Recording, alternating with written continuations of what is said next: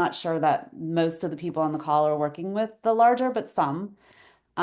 Just sort of what would you leave people with as advice on getting business and keeping business and having those good high level conversations with the right people? Well, first conversation with CFO, get to know the CFO and see what they're driving to and what they're trying to do and how marketing can fit into that. And make sure that, sorry about my dogs, and they hear something. So, make sure that the marketing goals that you're working on are aligned with the business goals and the strategic goals, and you have an aligned strategy. In terms of getting business as a fractional, your other question, it, it my advice would be define a narrow niche. Think about the kind of problems you've seen throughout your career that you've solved over and over again. You can almost solve them in your sleep.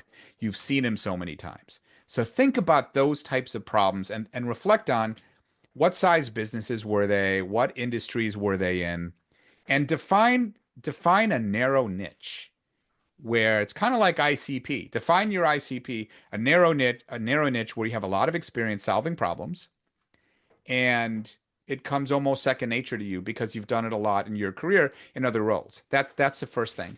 Second thing is then work your network. If you combine those two things, a narrow focus and really work your network well, you're going to be more successful because you're going to be more pointed, you're going to be more focused, and folks that know you and know what you can do because they have experience with you are the folks that you should be reaching out to. You Awesome. can prioritize your network. You can look at on two axes. You can look at your relationship, really strong relationship, okay relationship or weak, and then whether someone's a decision maker on the other axis or an influencer. And your network core ought to be those people that you have a strong relationship with or a decent relationship that are either decision makers or influencers to decision makers on projects. And if you focus on those in your network and you sharpen your value proposition to things that you know how to do well, problems you've seen that you know how to solve in size of company and markets, you'll be more successful.